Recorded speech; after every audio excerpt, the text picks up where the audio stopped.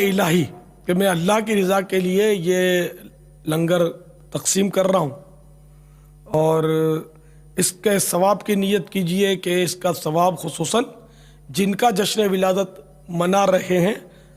ان پیارے آقا صلی اللہ تعالیٰ علیہ وآلہ وسلم کا ثواب پہنچے ان کو، یہ مین نیت ہے۔ پھر اس کا احترام بھی ہو جو ان کے نام پر ہم پیش کر رہے ہیں، ویسے بھی اناج کا تو احترام ہے، کھانے کی چیزوں کا بھی احترام ہے، تو اس کو پھینکنا اس طرح کہ زمین میں لوگوں کے پاؤں تلے روندی جائے یہ ٹھیک نہیں۔ اس طرح اگر نشانہ دے کر کسی نے چاکلیٹ کسی کو دی یا پھل پھینکا کسی پر کہ اس نے کیچ کر لیا اور یہ پتہ ہے کہ کیچ کر لے گا اور گرے گا نہیں، پاؤں سے کچلے گا نہیں، تو چلو پھینکنے کی رخصت ہو جائے گی، لیکن جلوس میں جس طرح کا انداز میں نے دیکھا ہے اور جس طرح کی مارا ماری ہوتی ہے، چینا جھپٹی ہوتی ہے، ان میں تو اتنا گرتا ہے کہ وہ روڈوں پر وہ دیکھنے کو ملتا ہے، نہ ابلے ہوئے چنے ٹافیاں اور پاؤں میں کچلی بھی میں نے دیکھی ہے روڈوں پہ، سبھی نے دیکھی ہوں گی، یہ روڈوں پہ جلوس پہ چلتے ہیں، تو یہ اسی لیے کہ یہ پھینکتے زیادہ ہیں تو وہ گرتی ہیں۔ تو اب ایسی صورت میں کہ یہ پتہ ہے کہ ضائع ہوں گی تو پھر پھینکنا نہیں چاہیے، ہاتھ میں دینا چاہیے، اور یہ بھی نیت ہو کہ میں اللہ کی رضا کے لیے کر رہا ہوں، تو پھر اس میں وہ لوگوں پر دکھاوا اور اظہار نہ ہو کہ میں جیسے کہ میری واہ واہ ہوگی، لوگ مجھے سخی بولیں گے، دلیر بولیں گے کہ بھئی بڑا لنگر لٹاتا ہے، ایسا نہ ہو۔ بلکہ جو بھی لنگر لٹاتے ہیں میرا مشورہ ہے کہ اس پر غور فرما لیں کہ دراصل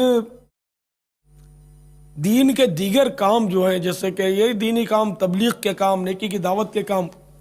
یہ مطلب ان پر خرچ کرنے والوں کی تعداد جو ہے نا وہ تھوڑی ہے، تو ان کا بھی خیال رکھنا چاہیے، اداروں کا بھی خیال رکھنا چاہیے، دینی مدرسوں کا بھی خیال رکھنا چاہیے کہ کچھ نہ کچھ رقم اس میں سے دین کی خدمت کے لیے، ہاں لنگر بھی ٹھیک ہے کیا جائے، جلوس بھی نکالا جائے، چراغاں بھی کرنا چاہیے، کچھ نہ کچھ رقم بچا کر دین کی تبلیغ پر بھی اس کو صرف کرنا چاہیے۔ یہ برسوں سے میں عرض کرتا رہتا ہوں کہ آپ اپنی رقم کچھ نہ کچھ بچا کر نیازوں میں سے لنگر رسائل کیا کرو، کہ آپ کا رسالہ پڑھ کر کوئی اگر چوٹ کھا گیا کسی کا دل اور وہ راہ راست پر آ گیا، نمازی بن گیا، آپ کا بیڑا پار ہوگا، نہیں بھی راہ راست پر آیا تب بھی وہ آپ جو رسالہ بانٹو گے اس کا ثواب تو ملے گا نا آپ کو، رسالے بانٹو گے تو، رسالے کتابیں، یا چلو بھائی آپ نے جو اب لوگ 100 دیگیں پکاتے ہیں، 200 دیگیں پکاتے ہیں پکانے والے، وہ بڑے چنے لٹاتے ہیں، بہت لاکھوں لاکھ روپے کا لٹاتے ہیں، تو یہ اگر جائز طریقے پر تقسیم کریں تو جائز ہے، اس کی ممانعت نہیں ہے، لیکن اگر اس میں سے کچھ ایسی ترکیب کریں نا کہ تھوڑا ادھر تھوڑا ادھر، تو اس طرح دین کے کام بھی چلتے رہیں گے۔ ہاں اگر آپ نے چندہ ہی لنگر کے لیے لیا ہے لوگوں سے تو اب یہ مدرسوں میں یا لنگر رسائل میں یہ پھر استعمال نہیں کر سکتے ہیں، یہ ذہن میں رکھیں۔ آپ جس سے چندہ لیں اس سے بات کریں کہ ہم یہ آپ کی رقم سرکار کے ایصال ثواب کے لیے ہم رسالوں میں بھی تقسیم، رسالے اس میں تقسیم کریں گے، کیونکہ رسالے تقسیم کرنے کا عرف نہیں ہے نیاز میں، یہ صرف دعوت اسلامی کا اپنا عرف ہے، تو عوام کو اس کا پتہ بھی نہیں ہوتا ہوگا، تو اس لیے وہ صراحتاً بات کر لیں ان سے کہ ہم یہ چنے بھی پکائیں گے، پھل بھی بانٹیں گے، اور ساتھ میں ہم کچھ رسائل بھی تقسیم کریں گے لنگر میں۔ تو یہ بڑے ٹرک وغیرہ بھر بھرا کر یہ لوگ بانٹتے ہیں، تو کاش یہ میرے ان مدنی پھولوں کو سنتے ہوں، تو یہ اس ترکیب سے بھی چندے میں یہ شامل کر لیں، اپنے جن سے لیتے ہیں ان کو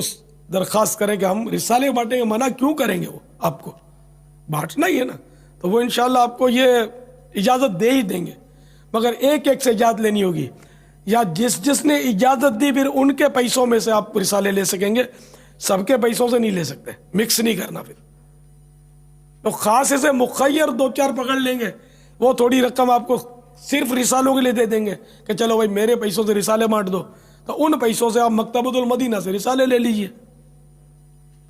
مگر یہ پھر ٹرک میں وہ لوٹا لوٹ کے انداز میں پھینکیں گے، اڑائیں گے، تو یہ پھر بہت سخت بے ادبیاں ہوں گی، پھر بے ادب بے نصیب مجھے بولنا پڑے گا، ٹھیک ہے نا۔ تو رسالے آپ کا ایسا استعمال بھائی بانٹنے والا جو ٹرک کے نیچے ہو، یا تو اور وہ چلتے چلتے لوگوں کے ہاتھوں میں دیتا رہے. یا ٹرک میں ایک طرف اگر پھل وغیرہ آپ بانٹ رہے ہیں تو دوسری طرف کوئی رسالے ہاتھ سے دے رہا ہو لوگوں کو. یہ ذہن میں ایک بھی رسالہ گرنا نہیں چاہیے, آپ کی کوتاہی کی وجہ سے نہیں گرنا چاہیے. اور اس کے ہاتھ میں بھی اس طرح دیں کہ اس کے ہاتھ سے بھی گرے نہیں. تو میں امید کرتا ہوں کہ جشن ولادت منانے والے یہ رقم جو ہے لنگروں کی یہ کچھ دینی کاموں میں بھی صرف کریں گے. اسی طرح دیگر جو بڑی بڑی دیگیں پکاتے ہیں, 100 50 دیگیں چڑھاتے ہیں لوگ, بہت چڑھاتے ہیں دیگیں,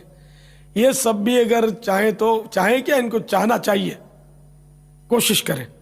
کہ کچھ نہ کچھ رقم لنگر رسائل پر یا چلو طلبہ پر صرف کر دیں کہ بھائی میں اس رقم سے ایک نوجوان کو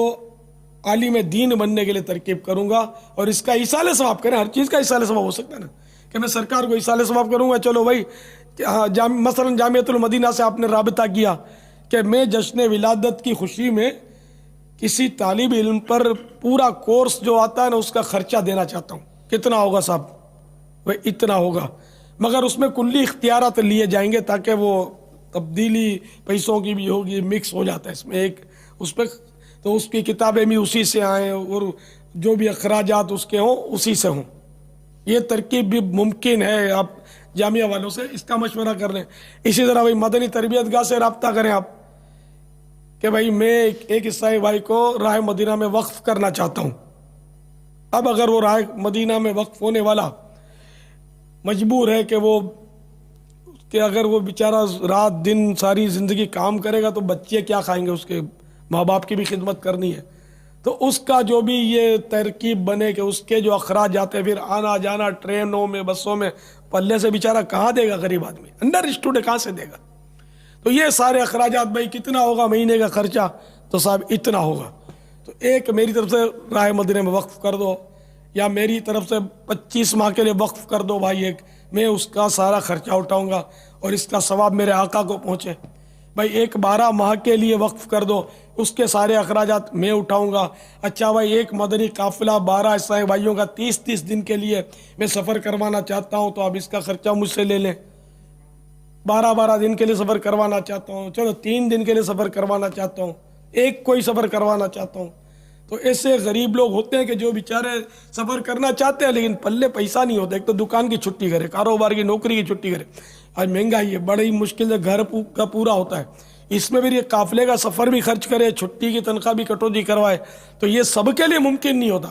ایسے بھی ہوتے ہیں کہ جن کے لیے ممکن ہوتا ہے, انسان ہر ایک کے لیے ممکن نہیں ہوتا. کہ زیادہ تر طبقہ ان کاموں میں غریبوں کا ہوتا ہے, اور یا چھوٹے لوگوں کا ہوتا ہے جو نوکری والے ہوتے ہیں, بہت کم آمدنی والے لوگ ہوتے ہیں. مالدار لوگ نہیں اتنا مطلب سفر وغیرہ کرتے, اللہ کرے یہ بھی سیکھ جائیں, قربانیاں دینا کم ہوتے ہی ان میں ایسے لوگ. تو اس طرح مطلب یہ کہ آپ سرکار کے ایصال ثواب کے لیے یوں بھی کر سکتے ہیں, اور اسی خرچے کا ثواب آپ ایصال ثواب کر دیں. آپ کی وجہ سے قافلے میں سفر کرے گا 12 ماہ کے, کوئی 25 ماہ کے, کیا معلوم ہے کتنوں کو نمازی بنا لے گا, کتنوں کو کافروں کو مسلمان کر لے گا. جاتے ہیں غیر مسلموں کو مسلمان کرتے ہیں نا ماشاءاللہ, آپ اس کا اندازہ تو لگاؤ. اتنے شرابیوں کو وہ شراب کا جام اس کے ہاتھ سے لے کر عشق رسول کا جام پلا دے گا. کتنے جواڑیوں کو جوا کے اڈے سے اٹھا کر مسجد میں لا کے بٹھا دے گا.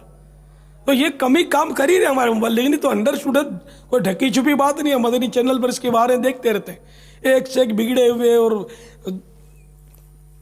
مجرم پیشہ جرائم پیشہ لوگ ہیں, وہ آج ہمارے مبلغ بن ہی رہے نا.